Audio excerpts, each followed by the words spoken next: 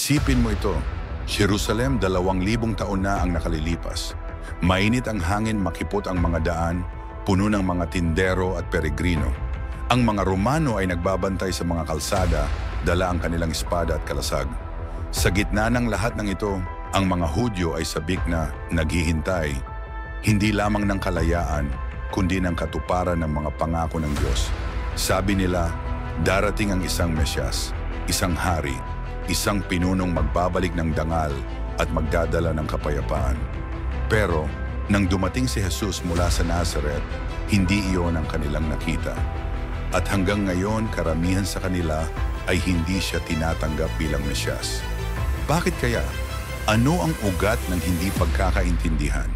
Yan ang paglalakbay natin ngayon. At kung mahilig ka sa mga usapin tulad nito, baka naman pwedeng makahingi ng like, share at subscribe ka na din. Malaking tulong ito para sa aming mga content creators. Maraming salamat. Simulan na natin. At malinaw ang kanilang mga inaasahan. Itatayo muli ang banal na templo sa Jerusalem. Iuuwi ang lahat ng Hudyo mula sa iba't ibang bansa. Magdadala ng pandaigdigang kapayapaan. At magtatag ng lipunang puno ng hustisya at kasaganaan. Isipin mo ito. Ilang daang taon na silang alipin na sakop ng mga Babilonyo, Persyano, Griego at ngayon Roma. Lahat sila naghihintay ng isang leader na matapang, makapangyarihan at makapaghihiganti sa kanilang mga kaaway. Sa puso nila, ang Mesyas ay parang isang makabagong David, hari at mandirigma. Ngunit dumating si Jesus, anak ng isang karpintero, galing sa isang maliit na bayan, Nazareth. Hindi siya dumating na may hukbo, kundi bilang guro. Nangaral siya tungkol sa kaharian ng Diyos. Nagpagaling siya ng mga bulag, mga pilay at mga kitungin. Nakisalo siya sa mga makasalanan at tinuruan ang lahat ng bagong paraan ng pamumuhay, isang daigdig ng pag-ibig, pagpapatawad at habag.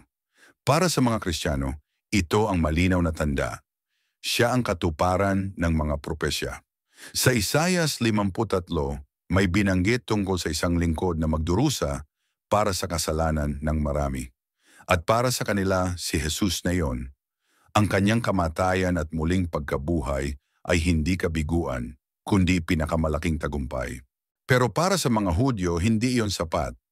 Una, wala namang pandaigdigang kapayapaan. Ang Roma ay nananatili.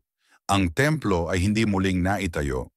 Pangalawa, para sa kanila, imposible ang ideya na si Jesus ay Diyos mismo. Ayon sa Shema sa Deuteronomio 6:4, dinggin mo, Israel, ang Panginoon na ating Diyos ay iisa. Walang ibang Diyos. At pangatlo, iba ang kanilang pagbasa sa mga propesya. Ang Isaias 53 para sa kanila ay hindi tungkol sa isang tao kundi tungkol sa buong bansang Israel. Isang bayan na nagdurusa para sa mundo. Isipin natin ang isang rabbi sa unang siglo. Nakaupo siya sa gilid ng templo. Hawak ang Torah scroll. Nakikita niya ang mga taong sumusunod kay Jesus, nagsisigawan ng Hosana. Iniisip niya, kung siya nga ang Mesyas, bakit hindi niya itinataboy ang mga Romano? Bakit hindi niya binubuo muli ang ating templo? Bakit puro salita lamang ang dala niya? At noong dumating ang taong 70 CE, ang pinakamadilim na panahon, winasak ng Roma ang templo. Ang mga bato nito ay gumuho at ang apoy ay tumupok sa lahat. Doon ang maraming rabay ay nagsabi, kung si Jesus ang Mesyas, hindi niya hahayaang mangyari ito. Kaya lalong tumibay ang kanilang pagtanggi. Dito nagsimulang maghiwalay ang dalawang landas. Ang mga Kristiyano ay nagsabi, dumating na ang Mesiyas. Ang mga Hudyo ay nanatili, hindi pa. Habang lumilipas ang mga siglo, lumaki ang Kristyanismo, naging relihiyon ng buong Roma at kalaunan ng buong Europa. Samantalang ang mga Hudyo ay nanatiling naghihintay at madalas ay naging biktima ng diskriminasyon at pag-uusig sa ngalan ng Kristyanismo. Kaya hindi lamang ito teolohikal, naging sugat din ito ng kasaysayan. Ngayon 2,000 taon na ang lumipas, naghihintay pa rin ang mga Hudyo. Ang ilan naniniwala sa isang darating na tao, isang tunay na Mesyas.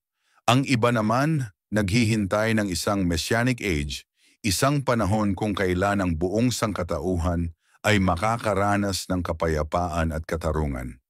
Isipin mo ang isang batang Hudyo na nagtanong sa kanyang lolo, "Lolo, bakit hindi si Jesus?" At sasagot ang matandang rabay, "Dahil ang ating mga pangako ay hindi pa natutupad, hindi pa payapa ang mundo, hindi pa buo ang ating bayan, kaya't naghihintay pa tayo." Kaya, ano nga ba ang ibig sabihin ng Mesyas? Para sa mga Kristiyano, si Jesus na nagdala ng kaligtasan at bagong buhay. Para sa mga Hudyo, ang darating pa lamang na magdadala ng kapayapaan para sa buong mundo.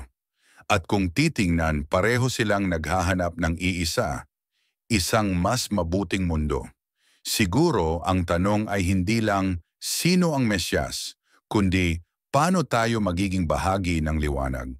Baka nga, ang pagiging Mesyas ay hindi lang tungkol sa isang tao, kundi tungkol sa bawat isa sa atin na gumagawa ng mabuti, ng katarungan, at ng pag-ibig sa ating buhay. Mga ka-Jerome TV, iyan ang dahilan kung bakit karamihan sa mga Hudyo ay hindi tinatanggap si Jesus bilang Mesyas. Hindi dahil kulang ang pananampalataya, kundi dahil iba ang kanilang pagkaunawa, iba ang kanilang inaasahan, at iba ang kanilang pagbasa sa kasaysayan. Kung nagustuhan mo ang paglalakbay na ito, huwag kalimutang mag-subscribe, i-like, at ibahagi ang video. At gusto kong marinig ang iyong sagot. Ano para sa iyo ang ibig sabihin ng Mesyas? Iwan mo sa comments at mag-usap tayo. Maraming salamat sa muling pagsama sa atin sa panibagong paglalakbay ng kaalaman. Hanggang sa susunod na kabanata, samahan niyo kami muli at patuloy nating tuklasin ang hiwaga ng ating mundo at kasaysayan.